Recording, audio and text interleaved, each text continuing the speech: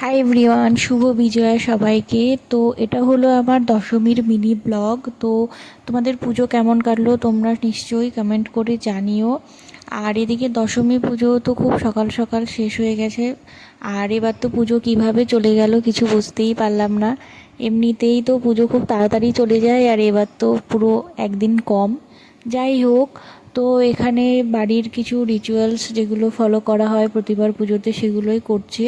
তারপর এখানে ঠাকুরমশাই মায়ের সামনের ঘটগুলোকে নাড়িয়ে দিলেন। তো এটা হওয়া মানেই তো মা চলে গেছেন মায়ের শ্বশুর বাড়ি, তো পুজো শেষ। তো এখানে পুজো শেষ হওয়ার পরেও বাড়িতে আরও কিছু রিচুয়ালস থাকে।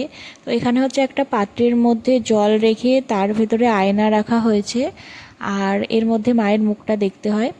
তারপর এখানে মায়ের সামনে যেই লক্ষ্মীর আড়িটা থাকে সেটা মাথায় করে নিয়ে মন্দিরের চারপাশ দিয়ে 7বার ঘুরতে হয়।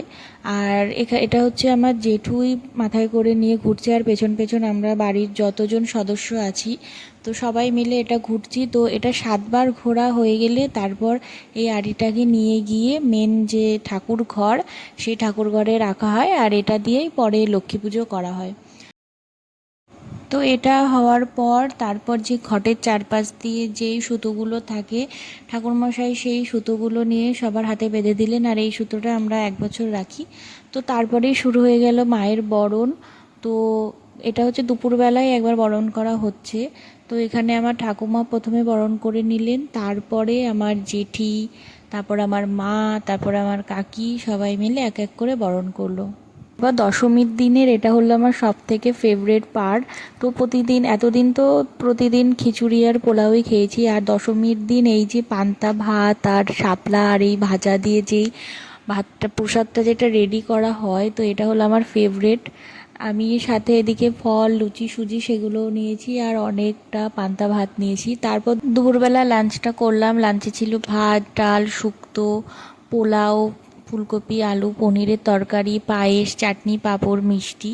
তো লাঞ্চটা করার পর তারপর সন্ধ্যাবেলা যেহেতু বিসর্জন বেরোবে, তো সেই জন্য আমি রেডি হয়ে নিয়েছি। তো আমি শাড়িই পরেছি। আগেরবারও আমি শাড়িই পরেছিলাম, এবারও শাড়িই পরলাম। যাই হোক, তো এখানে আরও বাকি যারা মাকে বরণ করেনি তারা এখানে বরণ করে নিল মাকে। তো তারপর এখানে সবাই মিলে ছবি টবি তুললো ঠাকুরের সাথে। আর এখানে আমার ঠাকুমা ধুনুচি নাচ নাচছে। তারপর এখানে সবাই মিলে মাকে নিয়ে গিয়ে গাড়ির ওপরে রাখলো। তো সেদিন সন্ধ্যা 7টার দিকে বিসর্জন বেরিয়েছিল। তো এখানে যারা যারা বিসর্জনে যাবে তারা সবাই চলে এসছে। আমাদের বাড়ির লোক আছে, কিছু রিলেটিভস আছে, কিছু পাড়ার প্রতিবেশীরা আছে। তো এখানে বিসর্জন বেরিয়ে গেছে, আর সাথে ছিল হচ্ছে ব্যান্ড পার্টি। এখন শুধু প্রতিমা নিরঞ্জন হচ্ছে। আর যে ঘট ছিল ঘটের বিসর্জন দুপুরবেলায় হয়ে গেছে, কারণ টাইমের মধ্যে বিসর্জন দিতে হতো।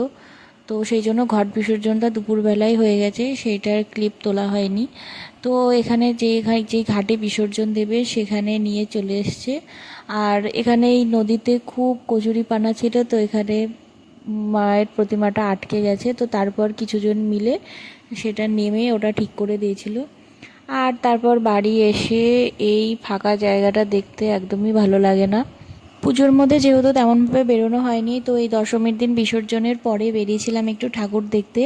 তো এই ভিডিওটা এই পর্যন্তই। যদি ভালো লাগে তাহলে লাইক করে দিও, আর আমার চ্যানেলটা সাবস্ক্রাইব করে দিও। See you in the next video. Tata.